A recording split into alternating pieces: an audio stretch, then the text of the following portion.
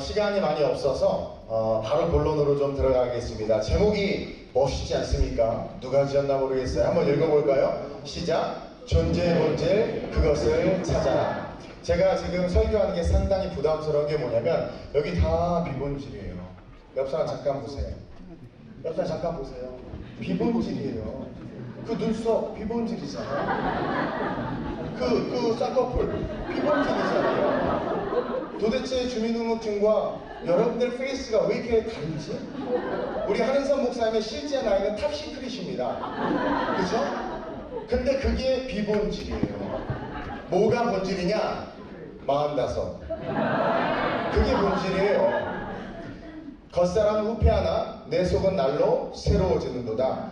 본질이 가진 힘, 그리스도가 가진 힘, 그분이 우리 안에 계심으로 말미암는 파라람바 요그 성령의 폭발적인 능력이 우리의 존재가 세상이 규정하는 존재가 아니라 하나님이 지명하시고 부르시는 그 존재로 일어설 수 있는 능력이 될 수 있다는 거예요. 제가 성경 중에서 가장 사랑하는 성경이 요한복음입니다. AD 80년, 85년경 사이에 쓰였다고 하는데 이 요한복음을 하나님께서 성령을 통해서 요한을 잡아서 쓰실 수밖에 없었던 이유가 뭐냐면 그 당시에 교회가 본질을 잃어버렸기 때문입니다. 초대교회의 역사가 얼마나 뜨겁고 얼마나 능력이 있었습니까? 폭발적인 하나님의 영향력이 있었단 말입니다. 그 평안함과 축복과 번영 속에서 서서히 사람들은 본질을 잊어버리고 비본질적인 것에 집중하자 틈이 보이고 그 틈을 타고 영지주의자들을 비롯한 수많은 이단들이 교회를 밀거하면서 성도들을 기만하기 시작했고 하나님의 말씀들은 왜곡되기 시작하면서 우리의 신앙이 무너지고 있었다는 거죠. 근데 포인트가 뭐냐면 우리의 신앙이 무너지고 있다는 것을 아무도 눈치채지 못했다는 거예요. 너무나도 심각했습니다. 그래서 하나님께서 어쩔 수 없어서 자신 사랑하는 요한을 붙잡으셔서 성령을 통해서 신약의 창세기라고 불리우는 이 요한복음을 쓰게 하셨다는 말이에요. 이 요한복음을 통해서 우리가 깨닫는 게 뭡니까? 요한복음의 목적이 뭡니까? 20장 31절에 분명하게 요한복음의 기록 목적을 이야기하고 있습니다. 큰 소리로 읽어봅시다. 시작! 오직 이것을 기록함은 너희로 예수께서 하나님의 아들 그리스도이심을 믿게 하려 함. 왜 이 글을 씁니까? 예수님 승천하시기 얼마 되지도 않았는데 왜 그리스도임을 믿게 하려는 이 글을 80년이 지난 그때 왜 쓸 수밖에 없었냐라는 거예요. 본질에서 멀어진 거죠. 또 이어서 뭐라고 기록되어 있습니까? 또 너희로 믿고 그 이름을 힘입어 생명을 얻게 다 나가 떨어지고 있는 거예요. 여러분, 예수가 길입니다. 예수가 진리입니다. 예수가 생명입니다.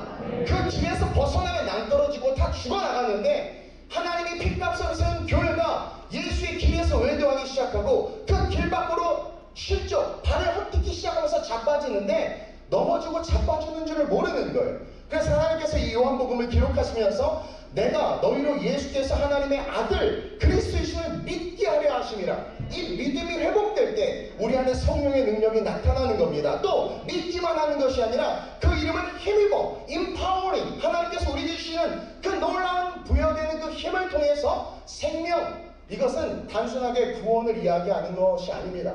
영지자들을 이길 수 있는 능력이요, 세대주의와 시대주의를 이길 수 있는 능력이요, 나로서는 할 수 없으나 하나님이 함께함으로 말미암아 할 수 있는 I can do everything, 모든 것을 할 수 있는 그 능력, 그것을 힘입어서 이 세대를 변혁시키고 이 세대를 뒤흔들고 예수가 생명임을, 그리고 예수의 인신받은 자들이 어떠한 존재임을 드러낼 수밖에 없다는 거예요. 옆 사람에게 너는 무능하지 않다.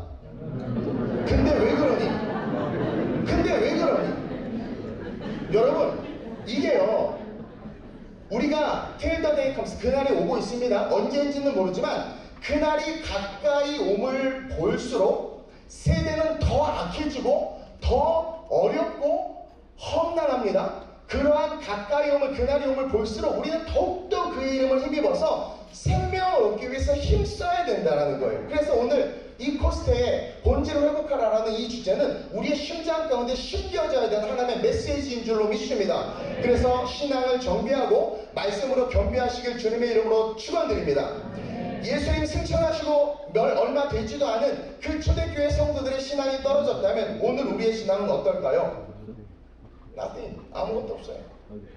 우리는요, 기복적 신앙과 내가 주인 돼서 내가 원하는 것을 얻고자 하는 신앙으로 살아가지 그분이 원하시는 것이 무엇인지를 묻지 않습니다.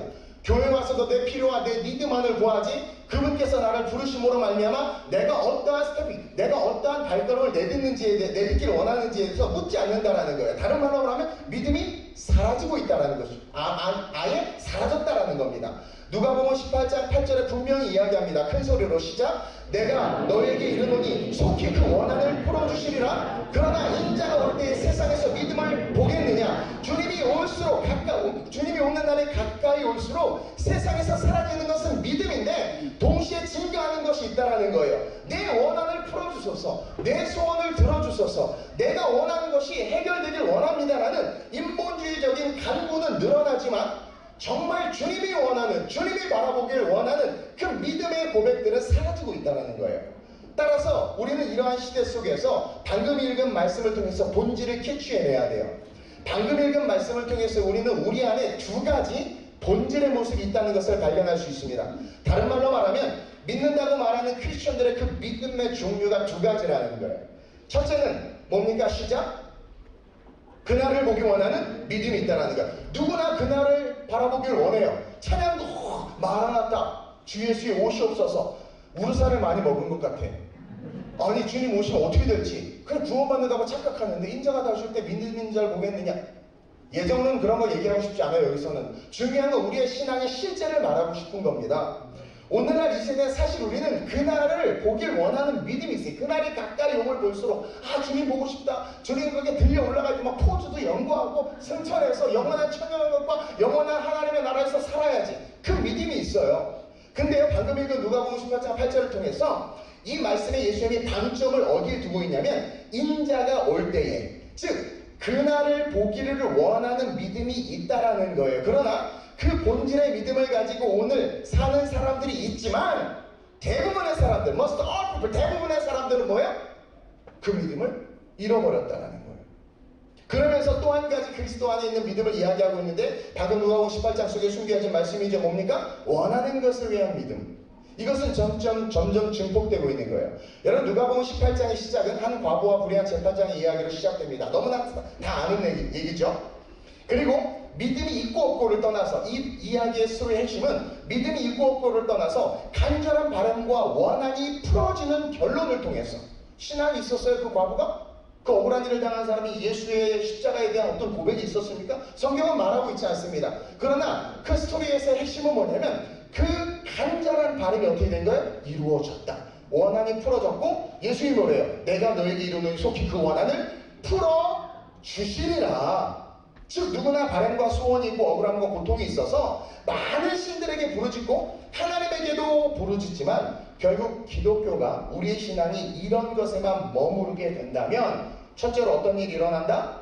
있던 믿음이 사라진다. 그게 초대교회의 문제였단 말이에요. 그래서 요한을 통해서 요한복음을 쓰실 수밖에 없었다라는 거죠. 그리고 그 요한복음은 7가지 내러티브를, 기적의 내러티브를 가지고 기록되어 있는데 신약의 창세기라고 불릴 정도로 예수가 하나님이시고 하나님이 말씀이 곧 예수다라는 것을 통해서 우리의 삶의 새로운 창조를 이야기하고 있단 말입니다. 그리고 그들이 그토록 원하는 기적과 이적 능히 이루어 주실 수 있는 분이라는 거예요. 그러나 그 모든 7가지 표적이 따르는 그 골이 뭐예요? 예수 그리스도라는 거죠. 따라서 우리의 신앙이 점점 우리의 소욕만을 위해서 살아간다면 있던 믿음은 사라지고 그것은 어디로 이어지느냐? 천국을 잃어버려요. 여러분 천국 간다고 확신합니까? 거기서부터 우리의 신앙이 무너지는 겁니다. 우리 바울 형님도 그렇게 많은 사람들을 구원해놓고 도리어 내가 구원 못 받을까봐 두려워했잖아요. 옆 사람 보고 넌 뭐니? 도대체 바울 형님보다 뛰어난 게 뭐가 있어요? 머리카락 좀 있는 거 it's okay. 또 뭐가 있어요? 없네? 그쵸? 천국 믿음을 잃어버리는 거예요. 천국을 잃어버리는 거예요. 그러면서 동시에 자연스럽게 내추럴 그로스 성장하고 있는 게 뭐냐면 본질을 잃어버린 저주받은 인생으로 우리의 삶이 귀결된다는 거예요. 즉 신앙이라는 것은 하나님의 영광을 위한 삶을 살아야 하는 것인데 교회 와서 예배하고 경배하고 봉사하고 섬기는 모든 것들이 내가 원하는 것을 얻기 위함이라면 때때로 은혜도 받고 응답도 받고 간혹 할 수 있어요. 뭐 은혜 받을 수 있어요. 그러나 그것이 내가 원하는 것을 얻기 위한 신앙으로 지속된다면 결국 마지막 때 구원받는 믿음과는 상관없는 믿음을 잘못된 변질된 믿음으로 말미암아 버림받을 수 있게 된다는 거예요. 그래서 요한복음을 기록한 겁니다. 교회는 내 원한을 속히 풀어주기를 바라는 신앙으로 오는 것이 아니에요. 그러면 여러분들은 토테미즘이나 샤머니즘과 별반 다를 거 없어요. 그래서 주님은 이어지는 누가복음 18장에서 바로 한 부자 청년의 이야기를 끄집어내고 있는 겁니다. 뭐라고 이야기합니까? 율법도 잘 지키고 다 지켰다고요. 여기서 저는 이 부자 청년이 순수했을 때, 뜨거웠을 때는 영생에 대한 소망이 있어서 열심히 신앙생활을 했던 것 같아요. 율법 지키는 거 쉬워요? 어려워요? 어려워요. 그러니까 우리가 이렇게 살잖아요. 쉬우면 우리가 이렇게 안 살 텐데. 나름 열심을 낸 거예요. 금욕도 하고 근처 안에까지 11조 율법도 다 지켰단 말입니다. 그래서 뭔가 자기가 영적으로 좀 뭐 된 것 같아요. 그래서 이제 예수님이 왔다고 하니까 칭찬받고 싶고 자기는 진짜 영생을 사먹어 천국 가고 싶은 마음이 있어서 예수님 영생을 얻으려면 어떻게 해야 됩니까? 그러니까 예수님 율법을 지켜라. 다 지켰습니다. 신났어. 그러자 예수님이 이쁜 거. 그럼 네 재산을 다 팔아서 가난한 자에게 나눠줘라. 그때 이 청년이 어떻게 했습니까?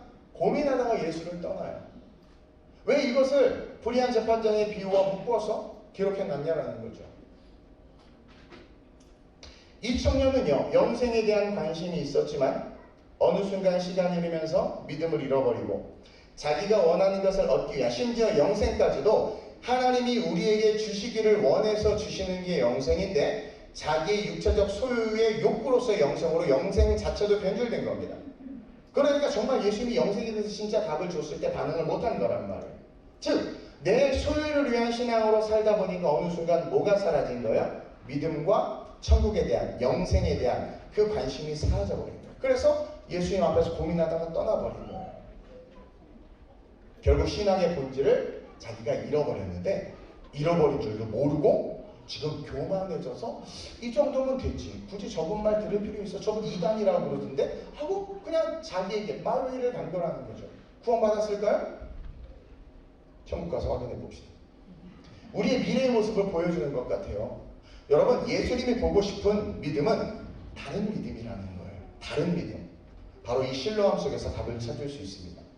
예수님이 우리에게 보고 싶은 믿음이 바로 요한복음 9장에 기록된, 오늘 이 본문에 기록된 실로암 사건에 잘 나타나 있어요. 알다시피 당시 모든 병은 죄 때문이라는 세계관, 유대인의 죄에 대한 세계관으로 말미암아 모든 유대인들은 병이 걸렸다. 그런 건 죄 때문이야. 묻지도 따지지도 않고 제가 병 걸려서 죄 때문이야. 그것은 그들이 가진 죄에 대한 세계관 때문이었어요. 그래서 길을 지나가다 맹인된 자를 만나니까 제자들이 생각을 1도 하지 아니하고 뭐라고 물어요? 저 사람이 맹인된 것이 누구의 죄 때문입니까? 그러면서 그것도 정확하게 자기니까 자기의 부모이니까 이미 죄 때문이라는 결론을 짓고 말하고 있는 거예요. 근데 주님은요, 이 세계관을 아무렇지도 않게 박살내버려요. 3절 읽어볼까요? 시작. 죄로 인한 것이 아니라 그에게서 하나님이 하시는 일을 나타내고자. 우리는 비본질에 묶여서 선악과를 따먹은 인간의 특징이 뭔 줄 압니까? 모든 선악의 주체가 자기가 되길 원하는 거예요. 그래서 내 생각이 옳은 겁니다. 세 사람만 모여도요, 진리가 없어요. 다 자기가 주인공이에요. 그래서 선악과 먹은 인간들의 특징은 내 생각이 맞아. 아닌데? 아닌 것 같은데? 그래서 상대의 말이나 권면이나 심지어 설교까지도 thinking about 하는 이유가 뭐예요? 자기 안에 자기의 교만, 자기가 주인 되었기 때문이라는 거죠.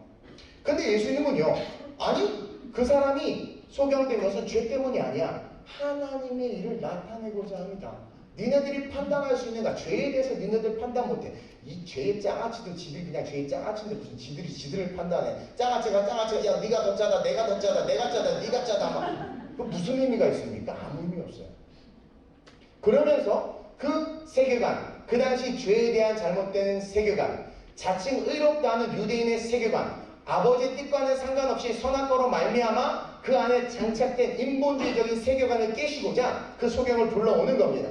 그리고 나서 6절, 7절에 아주 특이한 장면이 나타나죠. 시작. 땅에 침을 뱉어 진흙을 이겨 그의 눈에 바르시고 이르시되 실로암 못에 가서 씻으라 하시니. 우리는 피상적으로 이 본문을 보고 더럽다고 생각하거나 왜 이러셔 예수님이? 수준 있으신 분이 왜 이러셔? 의문을 품을 수 있어요. 그리고 그가 실로암에서 눈을 씻자 눈이 밝아진 것을 보고 실로암이 무슨 능력 있는 우물인 줄 알고 성지순례 가고 꼭 그걸 텀블러에 담아와. 그러지 마세요. 아무 능력 없어요. 별로 수질 안 좋은 물이야. 근데요, 보세요. 우리 역시 우리는 예수가 아닌 우리가 원하는 것을 위한 변질된 믿음을 가지고 살아가고 있다는 게 거기에 증명되는 거예요. 실로암 물이 뭔데요? 가끔가다 우리 청년들과 우리 교회 프로그램 중에 EMTS라는 프로그램이 있습니다. 유럽 미션 트레이닝 스쿨이라는 프로그램을 지금도 진행 중에 여기 와 있는 건데, 이렇게 좋은 이런 어떤 그런 동상이나 예수님 모습 보면 그 부분만 하도 만져서, 그쵸? 근데 만지는 대부분이 성지순례 온 개신교 그리스도인들, 본어게인 크리스찬 그거 만지고 있어. 어머 권사님 이거 만져봐, 아들 난데 막 그러면서 아빠 허리 찢어 막 이러면서 막. 아니 성당 가셔야지, 성당 가셔야지. 권사라면서요. 심지어 장로님도 갑시다. 난 이해를 못하겠는 거예요. 그분들의 신앙이 정상입니까? 근데 한국교회에서 서컬로만 정상이라고 불리는 범주 안에 있는 거예요. 그래서 한국교회가 무너지고 있다는 거죠. 우리는 우리가 인식하지 못한 채 변질된 믿음으로 말미암아 살아가고 있다는 것을 교회 안에서, 예배 속에서, 세상 가운데 증명하고 있는 거예요. 저는요, 나름대로 젊을 때 전도사 개척을 지금까지 걸어왔지만 저도 나름대로 생각도 많고 비전도 있어서 많은 것들을 해봤어요. 신학교에 공부할 때 시커 서비스, 부도자 예배에 대해서 되게 긍정적으로 생각해서 교회가 교회 문턱을 낮추기 위해서 크로스오버를 하고 세상 문화를 도입하는 것도 좋다라고 생각했는데 잘못됐다라는 거죠. 하나님은요, 그딴 싸구려, 그딴 어떤 공연이나 그딴 걸로 하나님의 영광을 드러내시지 않아요.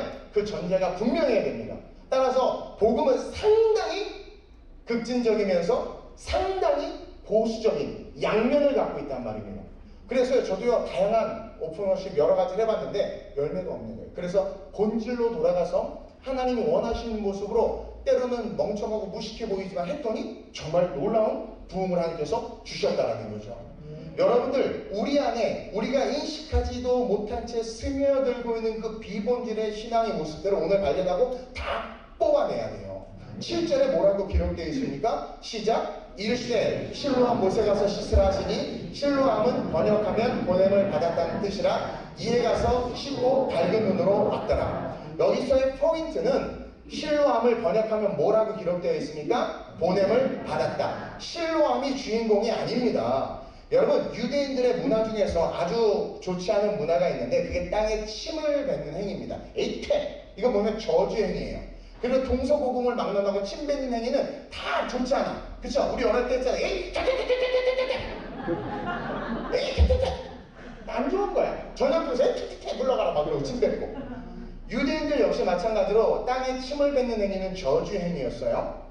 그리고 그 침을 흙에 뱉어서 비볐다라는 거죠. 진흙처럼 만들었는데 이것은 뭘 상징하냐면 퍼펙트, 완벽한 저주입니다.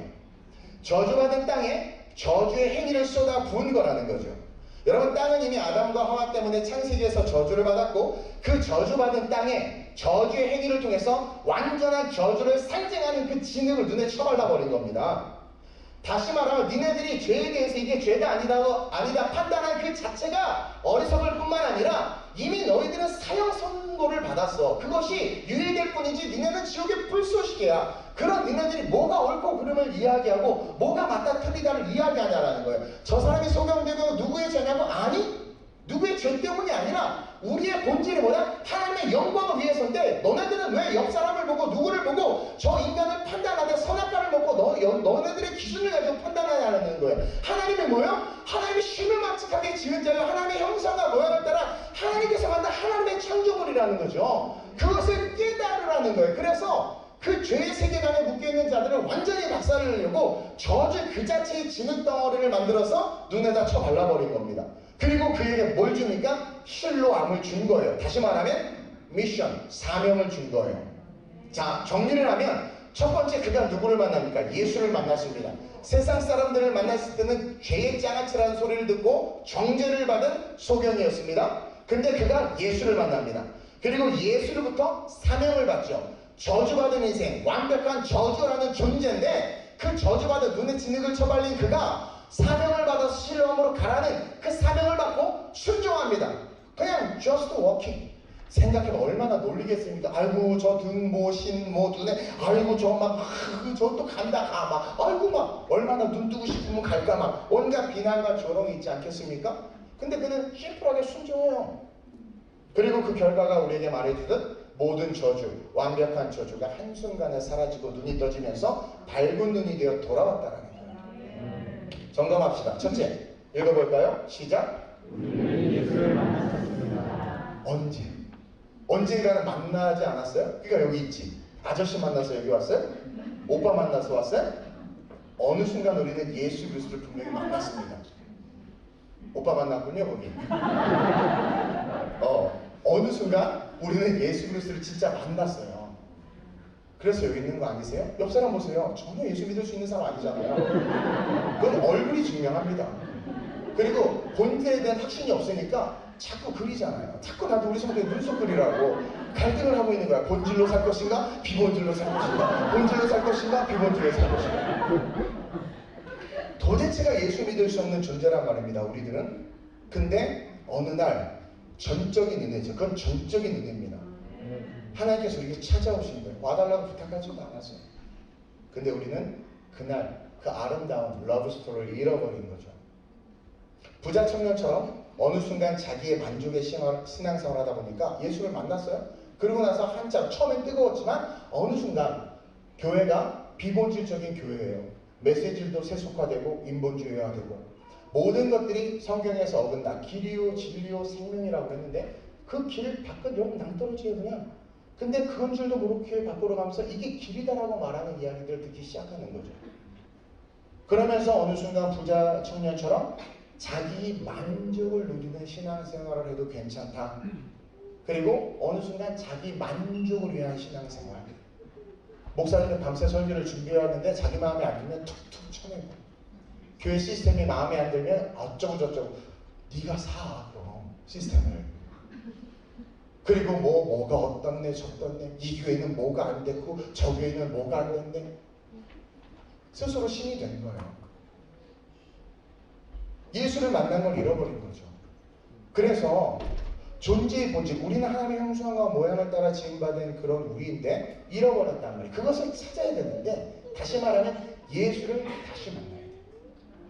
여러분 그때 그 추억 잊어버리시고 다시 예수님을 뜨겁게 만나게 해달라고 기도해야 되고 그것이 매일의 예배 속에 있으시길 주님의 이름으로 축원드립니다. 그러면 세상은 우리의 본질을 단 1도 훼손할 수 없습니다. 그러면서 이 실로암 사건에서 우리가 깨닫는 것은 사명을 받는 게 중요하다는 거예요. 그가 사명을 받지 않고 지능만 이겨서 이렇게 했으면 그냥 죄라는 거죠. 그리고 만약에 실로암이라는 연못이 정말 능력이 있었으면 가서 다 씻었겠지. 아유 목사님 예수님이 실로암에 가서 씻으라고 해서 그 순간 실로암의 물이 쭉 능력의 물로 바뀌어서 난 거거든요. 성경을 쓰세요 그냥. 예수님께서 가라하셨단 말이에요. 가라하셨단 말이에요. 창세기부터 요한계시록까지 성경으로는 내러티브를 보면 뭐 사랑이다 뭐다 말을 하는데 저는 가라. 하나님부터 온 우리가 예수에게로 가고 십자가를 통해서 천국으로 가는, 그러나 혼자 가지 말고 기록된 말씀, 그 사명을 통해서 잃어버린 자들을 찾아가는, 그것이 성경 전체가 우리에게 이야기해주는 하나님의 사랑의 본질이라고 저는 생각을 해요. 그렇기 때문에 저와 여러분들이 다시 나에게 주신 그 본질을 찾기 위해서 사명을 받아야 된다는 거예요. 사명은 예수 믿는 우리가 살아가야 될 리즌, 이유이며 예수 만난 이후에 존재해야 하는 가치예요. 예수 만난 이후에 존재해야 되는 가치가 뭡니까? 여러분 예수 만난 이후에 존재해야 되는 가치가 27억짜리 판교의 아파트를 사는 겁니까? 예수 만난 다음에 우리의 삶에 나타나야 되는 가치가, 존재가 서울대에 합격하고 질병은 다 떠나가고 모든 들어가도 복을 받고 나가도 복을 받고 손만 대는 것마다만 떡반죽이 복을 받고 로또 사면 당첨되고, 이것이 예수를 만난 이후에 존재해야 되는 우리의 가치입니까? 근데 그렇게 알고 있다니까요. 예수 만나면 다 잘되고 예수 만나면 다 평안하다고. 근데 성경은 전혀 그렇게 이야기하고 있지 않아요. 그리고 고난을 받는 그들의 삶에도 그 고난이 전혀 장애가 되고 있지 않는 것을 우리는 볼 수 있단 말입니다. 그러니까 우리가 얼마나 본질에서 많이 비껴나 있냐라는 거예요. 그러다 보니까 길에서 비껴났으니까 진리가 진리인지도 깨닫지를 모르고, 그러다 보니까 뭐 생명이 없는 거예요. 생명이 없는 거예요. 생명은 자족이고요. 생명은 창조고요. 생명은 everything, 모든 것입니다. 그게 없는 거예요. 그러니까 계속 무너지고 쓰러진다는 거죠. 그래서 우리는 어떤 결론을 도출해낼 수 있습니까? 그것을 위해서 걸어가야 하는구나. 그럼 이 코스트에서 우리가 기도해야 되는 건 뭘까요? 예수를 만나게 해달라고 기도해야 되고, 각자 인디비주얼한 영역 속에서의 사명이 있어야 된단 말입니다. 저는 유전공학자가 되고 싶었던 사람입니다. 그리고 집안 형편상 떨어져가지고 재수는 못해서 IT를 공부했단 말입니다. 왜? 돈 벌고 싶어서. 돈에 좀 이렇게 상처가 있거든요. 그래서 막 했는데 어느 날 하나님이 저를 부르시는 거예요. 주의 종의 길을 가라. 70억 인구가 많은 것은 알지만 번지수가 좀 틀리셨어요. 그러니까 네가 가라. 그래가지고 정말 다 내려놓고 걸어갔단 말이에요. 전도사인데 청년들 18명 데리고 사역하는데 개척해라. 또 틀리셨다고. 보낼 만한 자를 보내셨어서. 근데 여러분, 제가 뭘 느꼈냐면요, 사실 제가 고집도 세고 좀 그런데요, 진짜 하나님을 만나면 그분의 음성이 들리니까 순종할 수밖에 없더라고요. 그래서 청년 18명 데리고 500만 원 가지고 개척했어요. 진짜. 제가 아까도 어제도 잠깐 얘기했지만 벌써 언제 어느 순간 이렇게 나이가 들었는지 모르겠지만 젊어 보이죠? 한은선 목사님의 뒤를 이어서 제 나이도 시크릿입니다. 그래서 걸어갔더니 어떤 일이 일어나느냐, 정말 생명이 나타나더라고요. 제가 개척할 때 선배 목사님이 이전도사 목사 안수 받고 해. 이전도사 11조 성도가 최소 5명은 있어야 돼. 이전도사 거기 개척하면, 제가 서남목자교회 옆에다 개척했거든요. 거기서 한 500m인가 이렇게. 네. 또 우리 교회 청년이 유기성 목사님 조카예요. 그래서 뭔가 혹시나 하는 그런 기대가 있으면 여지없이 무너졌지만 뭐 어쨌든 안 된다는 거죠. 근데 형편상 뭐 거기밖에 갈 수 없으니까. 근데 다 안 된다고 말하는데 정말 신기한 게, 사명을 받아서 그냥 주님만 보고 걸어갔더니 정말 생명이 미쳐요. 엄청 부흥하기 시작하는 거예요. 엄청 부흥하기 시작하는 거죠. 그러면서 깨닫습니다. 시간이 없다고 그래서 결론입니다. 나는 무엇이 나타나는 삶을 살고 있는, 여러분, 이것이 우리를 본질로 견인해 줄 수 있는 아주 심플한, 우리 스스로에게 되물을 수 있는 거울일 수 있다는 거죠. 여러분들의 삶에 무엇이 나타나고 있는지를 보시기를 바랍니다. 우리의 존재의 본질은 뭐예요? 예수 그리스도예요. 예수가 없는 우리는 아무리 화려하고 위대하고 돈이 많고 능력이 많아도, 따라합시다, dust, 먼지야, 먼지. 창세기 3장 19절 보세요. 시작. 내가 흙으로 돌아갈 때까지 얼굴에 땀을 흘려야 먹을 것을 먹으리니 내가 그것을 취함을 입었음이라. 스탑. 옆 사람, 너 이렇게 살고 있다. 이거 위해서 살고, 이것 때문에 교회 나오지 않아요? 유학생들이요, 밥 맛있는 한인교회 가지 않아요? 김치 주는 한인교회 가지 않나? 저는 한국에 있어서 잘 모르지만, 이거 위해서 살고, 하나님도 이것 때문에 필요해. 이것 때문에 필요해. 근데 그 결론이 뭐예요? 그렇게 살면 결론이, 너는 흙이니 흙으로 돌아갈 것이니라 하시니. 이미 창세기에서 복음 전체를 이야기하고 있는 거예요. 그렇게 얼굴에 땀을 흘리며 먹을 것을 먹고 입고 재산을 모으지만 결론은 흙이라는 거죠. 먼지라는 거죠. 예수가 없는, 여러분, 그런 예수가 없는 지금 옆 사람 봐봐요. 이먼지, 최먼지, 김먼지, 박먼지, 흰먼지, 신먼지, 다 먼지야, 먼지. 먼지가 되어 날아가야지. 어디로? 지옥으로. 한국은 트레이닝을 하고 있잖아요. 찜질 나가서 열심히 트레이닝을 하는데 해도 안 돼요.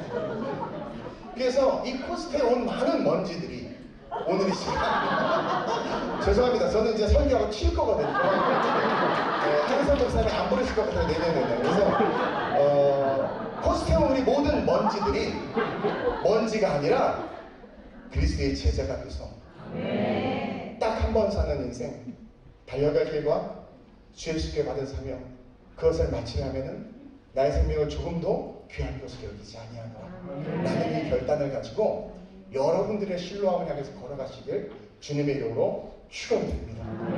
여러분, 예수가 우리의 본질이에요. 우리의 본질, 그 예수 그리스도가 나의 본질이 될 때, 그때 생명의 꽃이 피기 시작합니다. 성경 이야기하죠. 구하지 않아도 있어야 될 것을 아신다. 우리가 원하는 것을 구하는 순간 우리는 만모니즘을 숭배하는 겁니다. 너희는 먼저 뭐예요? 그의 나라, 내가 제일 싫었던 성경 구절이야. 너희는 그의 나라와 그 의를 구하래. 진짜 조건부 하나님 너무 싫었어. 이 모든 것을 더한데 나는 이 모든 것보다 더해주면 다 할 것 같은데. 근데 예수님을 만나니까요, 아, 먼저 그의 나라와 그의 의를 구하는 게 진짜구나. 그래서 저는 제 인생 완전히 걸어버렸잖아요. 그래서 지금도 목사지만 선교사로 그렇게 걸어가는 거예요. 여러분, 본질이 예수 그리스도가 돼야 돼요. 그러면 그 본질로 돌아가기 위해서 우리가 해야 될 첫 번째 스텝은 예수를 찾아야죠. 다른 방법이 없어요. 여러분, 40일 금식하면 예수 찾아질까요? 요즘 하나님이 제일 무서워하는 게 40일 금식이야. 자기가 원하는 것을 얻으려고 목숨 걸고 기도해. 휴망의 결과를 풀 때 기도해야 되는데 내 새끼 설계 안 들어가면 안에 죽는다고 막 40일 금식 기도해요. 그리고 그걸 교회가 가르칩니다. 여러분, 흉하게 결박을 풀고 정말 영혼과 구원의 문제와 영적 전쟁을 해야 될 기도들이 어떻게 됩니까? 편들됐단 말이에요. 욕심을 위한 걸로 바뀌었단 말이에요. 여러분, 예수는 예수의 방법대로 찾아야 찾을 수 있고 만날 수 있어요. 자, 본질을 회복하라. 그 본질을 회복하고 그것을 찾아야 되는데 그게 예수인데, 그 예수를 다시 만나기 위해서 성경이 정확하게 답을 기록해놨는데, 첫째로 모이기에 힘써야 됩니다. 여러분, 너무나 심플한 거예요. 성경은 마지막 때의 특징을 정확하게 이야기해주고 있어요. 뭐예요? 모이기를 폐하는 문화, 모이기를 폐하는 사상, 모이기를 폐하는 지식, 모든 것이 집안에 앉아서 다 이루어질 수 있는 AI 시대와 버추얼 리얼리티 시대 속에서 하나님은 다 하시고 말하는 거예요. 세상이 아무리 편리해지고 아무리 4차 산업이 일어나서 우리의 삶이 뒤바뀌어도 그리스도인들은 모여야 된다. 그래야 예수를 만날 수 있다는 거예요. 히브리서 10장 25절입니다. 시작. 모이기를 피하는 어떤 사람들의 습관과 같이 하지 말고 오직 권하여 그날이 가까이. 이 말씀의 방점이 어디에 있습니까? 그날이 가까이 온다라는 거예요. 이건 완전한 선언이고, 그날이 가까이 옴을 볼수록 나타나는 사회적 현상이 모이기를 피한다. 코로나도 그런 현상 중에 하나였죠. 그렇죠? 근데 그럴 때 어떻게 하라는 거예요? 나를 만나려면 그들의 습관을 쫓지 말라는 거예요. 다시 말하면 그들의 습관을 쫓으면 예수의 그들과 함께 할 수 없어요. 이야기했습니다. 오늘 새벽에 목사님께서 거룩한 영역, 헐리 스페이스가 있어요. 그곳에서 우리가 들어와야 되는데 십자가를 통과하지 않고 우리가 계속 세상에 머물러 있다면 절대로 주님이 우리와 함께 하실 수 없다는 거죠. 더군다나 예수 믿은 우리가 유다처럼 그렇게 세상에 용심해서 뛰쳐져 나간다면 우리 유다가 예수 다시 만났나요? 못 만나서 지가 지창자를 받지 못 만났단 말입니다. 따라서 우리는 그날이 가까이 om을 볼수록 본질이신 예수를 찾는 방법은 심플해. 모이세요. 그 형제가 마음에 안 들어 교회 갔더니 찬양이 도장 짜증나 죽겠어요? 목사님 자꾸 재워요? 그래도 모이세요. 그래도 모이세요. 지구상에서 가장 안전한 곳이 교회입니다. 여러분들의 귀가 고장난 거라는 생각은 안 해보셨습니까? 저는요, 모든 목사님들한테 은혜 받고, 그래서 우리 교회 할아버지 목사님 저 엄청 좋아해요. 나만 은혜 받고 있습니다. 여러분, 내 귀가 고장났다고 생각하는 그 순간 성령께서 그 목사님의 메시지의 행과 행을 가르쳐서 은혜를 받게 하십니다. 우리 하나님 그거 못 하시겠습니까? 창조주신데? 목사 핑계 내지 마세요. 따라합시다. 내가 문제다. 모이게 힘써야 됩니다. 멀다고요? 오는 시간이 하나밖에 드리는 상급이에요. 얼마나 은혜입니까? 우리 교회는 용인 동백에 있는데 일산에서 저기 어디요? 부천에서 강남에서 사방팔방에서 다 와요. 젊은이들이. 거리는 중요하지 않아요. 은혜가 되면. 아파 죽겠는데 여러분 탐나병원 갈 거예요? 서울대병원 갈 거예요? 서울대병원 갈 거 아닙니까? 그렇죠? 네. 예수가 있는 교회가 돼야 돼요. 그리고 둘째로 심플합니다. 목사님들을 가르치면 귀 기울여야 됩니다. 목사님들이 마음에 들고 안 들고가 중요하지 않아요. 했던 소리 또 하고 또 할 때 여러분들 오죽하면 내가 순종을 안 하면 저러실까? 그렇게 귀가 고쳐지면 된다니까요. 그리고 막 가끔 그래요. 저도 옛날에 웃기려고 엄청 노력했는데 돌아오는 반응이 워낙 싸늘해서 그냥 진지하게 하니까 웃더라고요. 너무 우리 하나님 신실하시다는 걸 깨달았어요. 진지하게 하니까 웃어요. 여러분 막 웃기려고 하는데 웃기지도 않아. 자꾸 아재 개그하고. 그죠? 그럴 때 여러분들이 그 현상에 지배당하면 여러분 그리스도인이 아닙니다. 2000 years ago 예수님께서 걸어다녔던 거리가 어떤 거리였어요? 2000년 전에 예수께서 다녔던 그 땅이 만났던 사람들이 어떤 사람들이었어요? 옆 사람 보고 너보다 험악한 사람들이에요. 근데 그곳에서도 우리 주님이 어떻게 하셨어요? 랍비의 말을 듣고 그들의 이야기를 경청하고 우물가 여인의 이야기를 듣고 함께 했단 말이야. 죄에 짜가지고 아니 가능하다 잡혀. 상종하게 주시는데 우리 예수님 어떡하지? 다 들어주셨죠. 지금 이 강단에 이 강의의 포커스는 여러분들입니다. 그래서 여러분들이 해야 되는 일을 말씀드리고 있는 거예요. 여러분, 초대교회가 세워진 사도행전 2장 41절의 말씀입니다. 한번 볼까요? 시작. 그들이 사도의 가르침을 받아 서로 교제하고 떡을 떼며 오로지 기도하기를 힘쓰니라. 자, 그들이 누구의 가르침을 받았대요? 이게 초대교회 폭발적 부흥의 핵심이에요. 아저씨의, 일곱 집사의, 옆집 아줌마의 가르침을 받지 않았습니다. 성도는 목사의 가르침을 받아야 돼요. 목사님의 퀄리티? 저도 박사 없어요. 저는 얘기하죠. 쉬워. 사도들의 가르침을 받을 때 진정한 성장이 있습니다. 다른 사람 유튜브 책으로 성경의 가르침 받을 수 없습니다. 여러분, 요즘 유튜브 시대고 유튜브로 들을 수 있다고 하는데 아니요. 절대. 어떤 분은 걱정하더라고. 나보다 탁월하신 분들은 유튜브에서 막 설교하는데 우리 성도들이 안 들으면 어떡해? 그 목사님도 살짝 잘 돌봐드려야 돼. 염려할 필요가 없어요.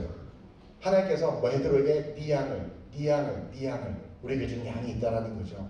그래서 저는 가는 성도 안 맞고 오는 성도 안 맞고 가는 성도 안 잡아요. 정말 그래요. 네. 할렐루야. 네. 여러분, 여러분의 담임 목사인 목자를 통해서만 가장 강력하게 확실하게 배울 수 있다는 거 아세요? 그게 영적 진리고 질서입니다. 판단은 하나님이 하시는 겁니다. 그리고 그 가르침을 받는 것이 여러분 본질로 돌아가는 가장 빠른 길이에요. 시간의 세 번째, 시작. 교인들과 밥을 많이 먹어야 돼요. 여러분, 세상 만남, 세상 친구들 밥 엄청 많이 먹고 다니죠? 교인들하고 먹으면 체하는 거 알아요. 그리고 교인들하고 먹을 때 돈 내는 거 너무 아까운 거 알아요? 근데 여러분, 예수 그리스도를 만나고 본질로 돌아가려면 초대교회의 모습을 사모해야 되고 사도들의 가르침을 잘 받고 마지막 때 가까이 오시 열심히 모이는데 모여서 헛되는 얘기하지 마. 막 모이면 우리가 험담하는 게 선악과를 먹은 우리 인간의 실존이거든요. 그럴 때 어떻게 밥을 집어 넣어버리는 거예요. 계속 넣어버리는 거예요. 계속. 또 야 근데 말이야 그 집사가 야 마셔. 계속. 여러분 크리스천들은요. 따라하세요. 크리스천들끼리 밥을 많이 먹어야 된다. 그래서 뭐가 돼야 되면 식구가 돼야 돼요. 여러분 식구는요. 아무리 못 나가 승질나고 막 그래도 자고리하면 다 풀리고 유나 고나 내 식구, 내 가정, 내 새끼예요. 내 아빠, 내 엄마예요. 그래서 밥을 많이 먹는 게 밥 먹는 식구 아닙니까? 이빨 드시길 주님으로 축원합니다. 그리고 마지막으로 기도에 힘써야 됩니다. 여러분 한국교회가 약해진 이유가 이 기도가 사라진 거죠. 예. 우리 교회는 제가 지금 선포했어요. 우리 교회가 수요 예배가 저녁에 8시, 금요 예배가 9시인데 지금 100명 정도밖에 안 나와요. 그래서 내가 올해 200명 나오게 해야겠다고 내가 선언을 했어요. 그랬더니 110명으로 올라오고 115명으로 올라갔어. 근데 그 중에 40, 50명이 30, 40명이 초등부, 중등부, 고등부 애들이에요. 유아유치부. 스바라시 됐어. 대단한 거죠. 맛을 봐야 맛을 알지 샘표 간장. 기도의 맛을 보여줘야 돼. 근데 얘네들이요. 진짜요. 천국 빨리 갈 날이 얼마 안 남은 우리 안수입자 권사님들은 안 나와 강대상. 근데 주에 선택 기도합시다. 그러면 애들이 올라와요 강대상이. 그래서 여기 우리 교회 오진 지 얼마 안 되는 안수입자님께 놀란 거 우리 교회에서 여기는 강대상에 애들이 올라가서 기도하네. 이게 얼마나 놀랍습니까? 쓰고 있죠. 완전 대단하죠. 방금 읽은 사도행전 2장 42절 끝에 뭐라고 이야기합니까? 오로지 기도하기를 힘쓰니라. 여기서 힘쓴다는 것은 헬라어 미완료 과거형이에요. 다시 말하면 오로지 기도하기 힘쓴다는 것은 미완료 과거형입니다. 그때로부터 다시 말하면 투데이 오늘로부터 시작해서 멈추지 않고 지속적으로 계속 되어지는 것이 오로지 기도에 힘쓰는 거예요. 멈추지 않고 지속적으로 계속되는 것. 그리고 기도는 바로 쉽게 말해 주님과 밥 먹는 거예요. 크리스찬끼리 밥을 먹었어요? 그럼 우리 주님과도 밥을 먹어야지. 주님과 식구가 되는 거예요. 그럴 때 어떤 일이 일어나느냐? something to happen. 43절과 47절에 어떤 일이 일어납니까? 세상이 두려워합니다. 교회는 부흥합니다. 예수님과 식구가 되고 크리스찬의 식구가 돼서 하나가 돼서 걸어가는데 세상이 어떻게 밀가루 될 수 있습니까? 교회가 어떻게 타락할 수 있습니까? 43절 시작. 사람마다 두려워하는데 사도들을 말미암아 기사와 표적이 많이 나타나니 47절 하나님을 찬미하며 온 백성이 칭송을 받으니 주께서 구원 받는 사람 날마다 더하게 하시니라. 본질로 돌아갑시다. 끝내라고 합니다. 원고는 많이 남았지만 끝내겠습니다. 이 시간 이렇게 한번 기도합시다. 여러분 그것을 찾아야 돼. 존재의 본질 이것을 찾으라. 여러분 분명히 기억해야 됩니다. 우리는 그리스도가 없으면 쓰레기입니다. 어느 날 찾아오신 그 예수님 잊어버렸잖아요. 그 예수님 찾아야 합니다. 모이기에 힘써야 합니다. 자꾸 이루어지지 마세요. 예수님이 구원하신 그대 속에서 모여야 합니다. 그리고 열심히 밥 같이 먹읍시다. 여러분, 사도에게 가르침을 받았을 때 초대교회가 부흥했습니다. 거짓 사도들에게 가르침 받은 교회는 타락했습니다. 여러분들이 담임 목사에게 교육받아야 됩니다. 그분들의 말씀을 먹어야 됩니다. 그리고 동시에 예수님과 함께 밥 먹어야 합니다. 기도해야 합니다. 그러므로 말미암아 우리의 존재가 회복되어져서 다시 길 위로 올라서서 생명을 얻고 진리 가운데 감으로 세상이 두려워하고 교회가 부흥하는 그 역사의 주역이 되는 줄로 믿습니다. 나를 그렇게 써달라고